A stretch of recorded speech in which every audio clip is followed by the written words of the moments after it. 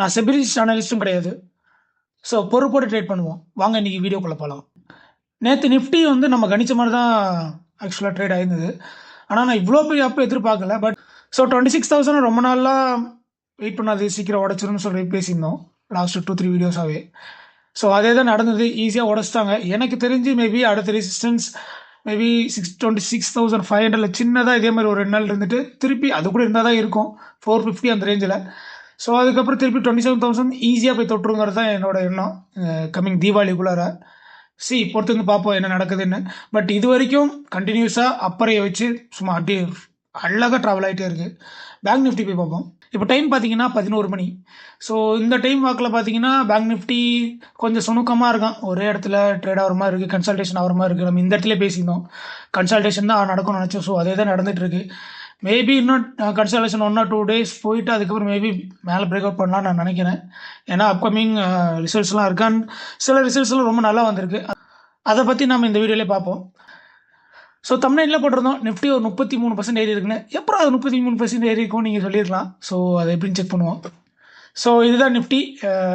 Nifty பார்த்தீங்கன்னா last 1 இயராக, அதாவது போன செப்டம்பர்லேருந்து நான் சொல்கிறேன், 19,000லேருந்து 26 வந்துருச்சு. கிட்டத்தட்ட 33% அதிகமாக இருக்குங்க ஒரு வருஷத்தில் நிஃப்டி, போன செப்டம்பர்லேருந்து இந்த செப்டம்பர் வரைக்கும். ஸோ இது ஒரு மேசிவான ஒரு ரன்னு நான் சொல்லுவேன்.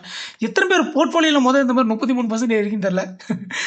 எந்தில் கண்டிப்பாக கிடையாதுங்க. நான் ஓப்பனாக சொல்லி எடுத்துருக்கேன், சத்தியமாக இந்த மாதிரி 33% கிடையாது. ஏன்னா சிலது நம்ம ப்ராஃபிட் புக் பண்ணுவோம், சிலது லேட்டாக தான் இப்போ ரீசெண்டாக வாங்கியிருக்கோம், அக்குமுலேட் பண்ணியிருக்கோம். மேபி அதனால் இருக்கலாம். பட் 33% சம்பாரிச்சிருப்போம்னா எனக்கே தெரில, போய் செக் பண்ணி பார்த்தா தான் தெரியும். ஸோ நம்ம ரொம்ப பேசாமல் ஸ்டாக் ஸ்பெசிஃபிக் போகலாம். ஸோ நிறைய இடத்துல பார்த்துருப்பீங்க, ஸ்விக்கி வந்து ஐபிஓ போடுறாங்க. ஸோ அதுதான் அது என்னென்னா 10,000 கோடிக்கு ஐபிஓன்ற மாதிரி பேசிகிட்டு இருக்காங்க. எவ்வளோ அழகாக யோசிக்கிறாங்க பாருங்கள், தீபாவளி டைமில் போடலான்னு.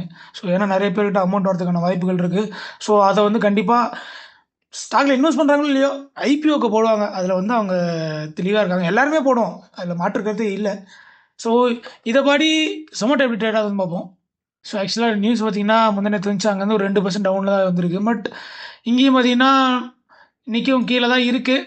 பட் ரொம்ப கீழே இறங்கி மேலே லைட்டாக மேலே ஏறி இருக்கான். ஸோ லைக் ரெசிஸ்டன்ஸை டச் பண்ணுற மாதிரி மேலே ஏறி இருக்கான். பார்க்கலாம் என்ன நடக்குதுன்னு.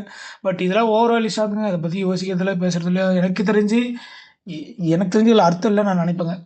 வாங்க அடுத்த நியூஸ் போகலாம். அடுத்த நியூஸ் ஸ்ரீராம் ப்ராப்பர்ட்டிஸில் தான். ஸோ அவங்கக்கிட்ட பார்த்தீங்கன்னா சென்னையில் புதுசாக ஒரு ப்ராஜெக்ட் ஆரம்பிச்சிருக்காங்க. இந்த ப்ராஜெக்ட் பார்த்தீங்கன்னா கிட்டத்தட்ட அவங்களுக்கு ஒரு 600 கோடி ரெவன்யூ கிடைக்கிறதுக்கு வாய்ப்புகள் இருக்குன்னு சொல்லியிருக்காங்க.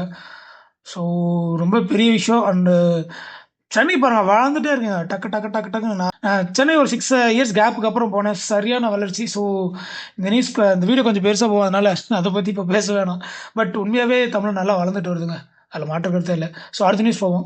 அடுத்த நியூஸ் பார்த்தீங்கன்னா ஜிண்டால்ஸா கிட்ட தான். ஜிண்டால்ஸா வந்து October 9 வந்து ரெக்கார்ட் டேட்டா கொடுத்துருக்காங்க. எதுக்குன்னா ஸ்டாக் ஸ்பிளிட்டுக்கு. ஸோ இதுக்கப்புறம் ஷேர் எப்படி ட்ரேட் ஆகிருக்குன்னு பார்ப்போம். இது ஆக்சுவலாக நேற்று வந்து நியூஸு, நேற்று சொல்லணும்னு நினச்சேன். பட் நேற்று வீடியோ போட முடியல, அதனால இப்போ சொல்கிறேன். நேற்று அந்த நியூஸ்க்கு வந்ததுக்கப்புறம் அப்போலேருந்து பார்த்தீங்கன்னா நியர்லி ஒரு கிட்டத்தட்ட ஒரு 4% ஏறி இருக்காங்க. இது 4% ஏறிட்டு இப்போ கொஞ்சம் லைட்டாக கீழே இருக்காங்க இன்றைக்கி. பட் ஒரு 3% அந்த நியூஸ்க்கு அப்புறம் ஏறி இருக்குது. ஸோ ஸ்டாக் ஸ்பிளிட் ₹1 ₹2 ஆக்கிடுவாங்க. அதாவது ₹700 இருக்கிற ஷேர் ₹350 அந்த ரேஞ்சில் கிடைக்கிறதுக்கான வாய்ப்புகள் இருக்குது. ஸோ இது சாதாரண நியூஸ் தான். இதை நான் பைக்காலோ செல்காலோ எந்த ரெக்கமெண்டேஷன் கிடையாது. ஸோ பொறுமையாக யோசிச்சு ட்ரேட் பண்ணுங்கள். அடுத்த நியூஸ் பொறுத்த முன்னாடி எனக்கு இது மிகப்பெரிய ஒரு டவுட் இருக்குங்க. என்னன்னா வேதாந்தா வந்து பெருசாக ப்ராஃபிட் பண்ணுறாங்கன்னு கேட்டால் கண்டிப்பாக கிடையாது. பட் எப்படி அவங்களால டிவிடெண்ட் கொடுக்க முடியுது? கொடுக்குறாங்க. நீ டிவிடெண்ட் கொடுக்குற, எதுக்கு ஸ்டாக்கை குறைக்கிற? ஸ்டாக் விலை எப்படி குறையுதுன்னு காட்ட எனக்கு புரியல. இப்போ நீ ஸ்டாக்கை தான் விற்று கொடுப்போனா எனக்கு இந்த சைக்கிள் எனக்கு புரியவே இல்லை. அது என்ன அப்புறம் அது பேர் டிவிடெண்டு? வந்த சம்பளம் வந்து ப்ராஃபிட்டில் பிரித்து கொடுக்குறது பேர் தானே டிவிடெண்ட். அது எப்படி நீ ஸ்டாக் ரேட்டை குறைப்ப? இது ஏன் நான் சொல்கிறேன்னா, இது வந்து வேதாந்தான்னு கிடையாது, பட் மோஸ்ட் ஆஃப் ஸ்டாக்ஸ் அப்படி தான் பர்ஃபார்ம் பண்ணுது. அது ஏன்றது எனக்கு புரியல. எப்படி ஒரு டிவிடெண்ட் கொடுக்குறோன்னா அந்த ப்ரைஸில் வந்து அது அட்ஜஸ்ட் ஆகாது. ஏன் அப்படி அட்ஜஸ்ட் ஆகுதுன்னு எனக்கு தெரியல. அப்போனா நீ ஷேரை தான் விற்று கொடுக்குறியா? என் காசு எடுத்து எனக்கே கொடுக்குறது, நானே விற்றுட்டு போனேயா? எனக்கு இது புரியல. யாராவது தெரிஞ்சிருந்தா கண்டிப்பாக அது கொஞ்சம் கமெண்டில் சொல்லுங்கள், நான் தெரிஞ்சுப்பேன் அதை பற்றி. அண்ட் உண்மையாகவே வேதாந்தா வந்து நிறைய லட்சாதிபதிகள் உருவாக்கியிருக்கின்றது தான் உண்மை. ஏன்னா எனக்கு தெரிஞ்ச இது வந்து 200 கன்சிடர் பண்ணார். அதுக்கப்புறம் ஏகப்பட்ட ஒரு நிலையே ஒரு 1.5 இயர்ஸாக அதை வச்சுருக்காரு. ஏகப்பட்ட டிவிடெண்ட் கொடுத்துட்டாங்க. இவங்க ஸ்டாக் எப்படி இருக்குன்னு பார்ப்போம். ஸோ October 8 வந்து பார்த்தீங்கன்னா அவங்களோட மீட்டிங்கில் வந்து இதை ரெக்கார்ட் டேட் அனௌன்ஸ் பண்ணுற மாதிரி சொல்லியிருக்காங்க. ரெக்கார்ட் டேட்டு எவ்வளோ ப்ரைஸுன்னு. ஸோ என் ஃப்ரெண்டு வந்து நியர்லி 200 வச்சுருந்தான். கிட்டத்தட்ட இங்கேருந்து எத்தனை டிவிடெண்ட் பாருங்கள். இங்கே இந்த ரேஞ்சில் தான் வச்சுருந்தான்னு நினைக்கிறேன். ஒரு இயர் மேலே ஆகுது. ஸோ இங்கேருந்து எடுத்தால் கூட ஒரு 18, 29, அப்படியே அப்போ 30, 40, 44, 64, இன்னைக்கு ஒரு 10 கூட கூட 74, 80 ரூபா ரிட்டர்ன் கொடுத்துட்டாங்க. இப்போ என் ஃப்ரெண்டுக்கு ஆல்மோஸ்ட் பாதி காசு ரிட்டர்ன் அக்கௌண்ட்டுக்கே வந்துருச்சு. ஆனால் இவங்க பெருசாக ப்ராஃபிட் பண்ணக்கூடிய கம்பெனி கிடையாது. ஸோ இதெல்லாம் ரொம்ப ரிஸ்க்கு. எப்படி இவங்க வந்து ட்ரேட் பண்ணுறாங்க, எப்படி இது விற்று எப்படி இதை அலோவ் பண்ணுறாங்கன்னே தெரில எனக்கு. இல்லைங்க பாருங்கள், 11 ரூபா இன்னைக்கு கேப் டவுன் ஆயிருக்கு. ஸோ இதெல்லாம் தான் எனக்கு தெரிஞ்சு மிகப்பெரிய ஒரு நெகட்டிவ் பாயிண்ட் நான் இதான் பார்க்குறேன். எத்தனை நாள் இப்படி தப்பிக்க முடியும் பார்ப்போம். ஸோ முக்கியமான நேற்று இன்னொரு நியூஸ் வந்தது என்னன்னா, ஆக்சிஸ் பேங்க்கும் மாஸ்டர் கார்டும் கொலாபரேட் பண்ணி ஸ்மால் பிஸ்னஸ் ஓனருக்கு கிரெடிட் கார்டு கொடுக்குற மாதிரி ஸோ முடிச்சுடலான்னு பிளான் பண்ணிட்டாங்க. கிரெடிட் கார்டு வாங்கின அனுபவம் மாட்டின அனுபவமும் எனக்கு கொஞ்சம் இருக்குது, அதனால சொல்கிறேன். ஸோ முடிச்சுடலான்னு பிளான் பண்ணிட்டாங்கன்னு நினைக்கிறேன். ஸோ இது ஒரு நல்ல நியூஸ் வந்து நேற்று கொஞ்சம் ஏற்றுனாங்க ஆக்சிஸ் பேங்க். இன்றைக்கி எப்படி இருக்குன்னு பார்ப்போம். ஸோ இது ரொம்ப பழசு, நான் போட்டு பச்சிருந்தது. ஸோ அவங்க பிரேக் பண்ணிட்டு மறுபடியும் மேலே போகிற மாதிரி இருக்குது. ஸோ ஆல் டைம் ஹை தொடுறாங்களா அந்த நியூஸ் பார்த்தீங்கன்னா, கிட்டத்தட்ட வந்ததுலேருந்து 2.5, அப்புறம் அங்கே இன்னொரு 1% ஏறி இருக்குது. கிட்டத்தட்ட ஒரு 3.5-4% ஏறி இருக்குது. வெயிட் பண்ணி பார்ப்போம், இதாவது ட்ரிகர் பண்ணி அவங்கள ஒரு ஆல் டைம் ஹை கொண்டு வருதான்னு. அண்ட் அடுத்த நியூஸ் போவோம். அடுத்த நியூஸ் பார்த்தீங்கன்னா நம்ம டாடா மோட்டர்ஸ் தான். ஸோ டாடா மோட்டர்ஸ் என்ன பண்ணுறாங்கன்னா, இங்கிலாண்டில் ஒரு ஆலையில் வந்து பார்த்தீங்கன்னா கிட்டத்தட்ட 500 மில்லியன் வந்து இன்வெஸ்ட் பண்ணுறாங்க. எதுக்குன்னா எஸ்யூவி எலக்ட்ரிக், இது எதுனா ஜேஎல்ஆர், அதாவது ஜாகுவார் அண்ட் லேண்ட் ரோவருக்கு. ஸோ அந்த பிளான்ட்டில் வந்து பார்த்தீங்கன்னா ஒரு 500 மில்லியன் வந்து இன்வெஸ்ட் பண்ணுறாங்க. இது ஆல்ரெடி ஒரு நியூஸ் படிச்சுங்க. ஸோ ஆல்ரெடி அந்த இடத்துல பார்த்தீங்கன்னா ஒரு 250 மில்லியன் இன்வெஸ்ட் பண்ணியிருந்தாங்க லாஸ்ட் 12 மந்த்ஸ் முன்னாடி. பட் மறுபடியும் ஒரு 500 மில்லியன் இன்வெஸ்ட் பண்ணுறாங்க. ஸோ நல்லா இன்வெஸ்ட் பண்ணிகிட்டு இருக்காங்க அந்த இடத்துல. முக்கியமாக இங்கிலாண்டில் அது நம்மதில் இன்வெஸ்ட் பண்ணி தான் கூட இன்னும் கொஞ்சம் நல்லா இருக்கும். பட் மேனுஃபேக்சர் அங்கே தான் இருக்குது, ஹப்பு ஜேலாக இருக்குது. ஸோ அதனால் இங்கே இன்வெஸ்ட் பண்ணி எலக்ட்ரிக் எஸ்யூவி கொண்டு வந்துட்டு இருக்காங்க. ஸோ பார்ப்போம் இது அந்த ஷேர் எப்படி மூவ் பண்ணியிருக்கு. நேற்று ஆக்சுவலாக இது வந்து 2% அப் பண்ணியிருந்தது. ஸோ நேற்று பார்த்தீங்கன்னா நிறைய பேரோட போர்ட்ஃபோலியோ வந்து பெருசாக க்ரீன் இருந்திருக்காது. பட் எனக்கு கொஞ்சம் நல்ல க்ரீன் இருந்தது.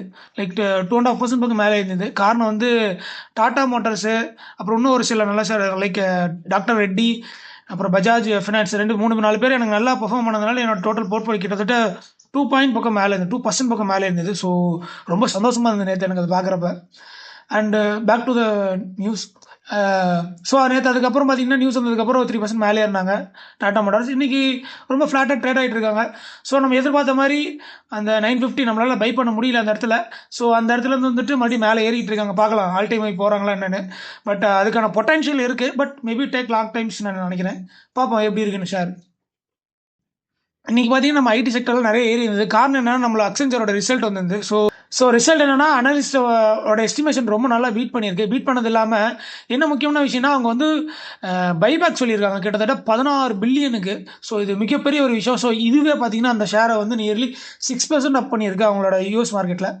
அண்டு இது இல்லாமல் என்ன ஒன்றுனா ரெவன்யூ கைடன்ஸ் வந்து 3 to 6% இருக்குன்னு சொல்லியிருக்காங்க. போன வருஷம் 1.5% சொன்னாங்க. ஆனால் அச்சீவ் பண்ணது என்னமோ 1% தான். ஸோ இந்த இயர் வந்து 3 to 6% இன்க்ரீஸ் ஆகும்னு சொல்லியிருக்காங்க ரெவன்யூவில்.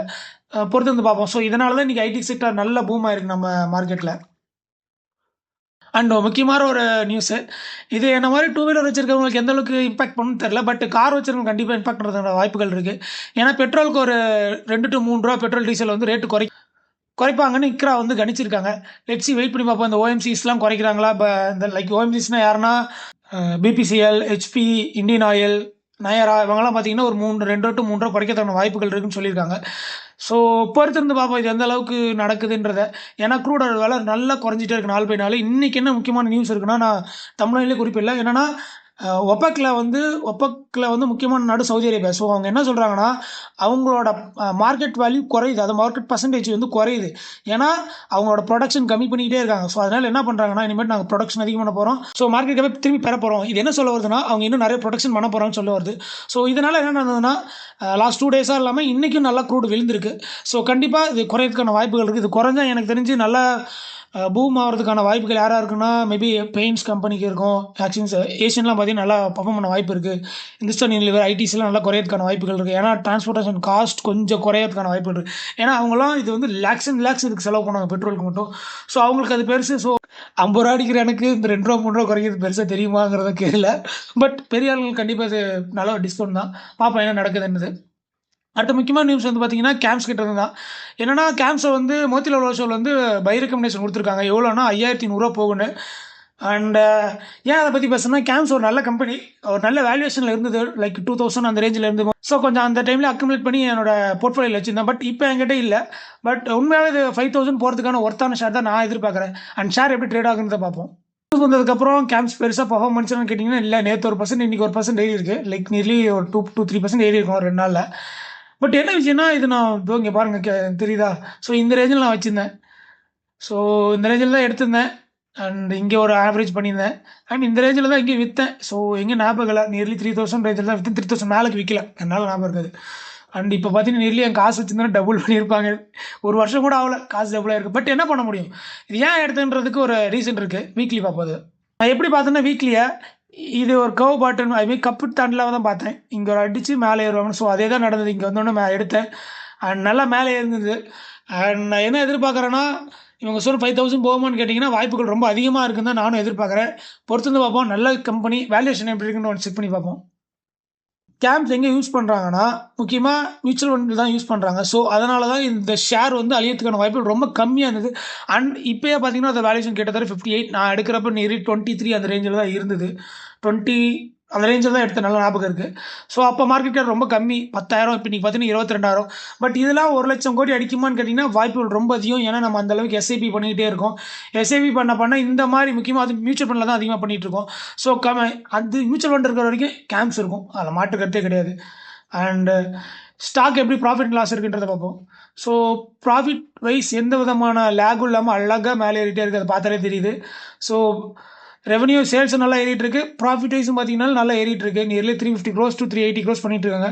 குவார்டர் ஆன் குவார்டர் நீட்டாக அழகாக கிராஜுவலாக இன்க்ரீஸ் ஆகிட்டே இருக்குது பாருங்கள். 76, 84, 89, 103, 107. ஸோ ஸ்டாண்டர்டாக மேலே ஏறிட்டே இருக்குது.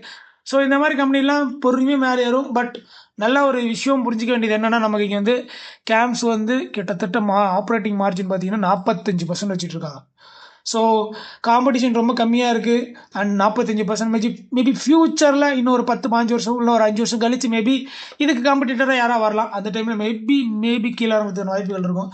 எதனாலனா அவங்க ஆப்ரேட்டிங் மார்ஜினால். ஸோ பார்ப்போம், பொறுத்து வந்து பார்ப்போம் ஷேர் எப்படி ட்ரேட் ஆகுதுன்னு. ஆனால் கரண்ட்டாக பார்த்தீங்கன்னா கிட்டத்தட்ட 58 PE, புக் வேல்யூ கிட்டத்தட்ட 86 தான்.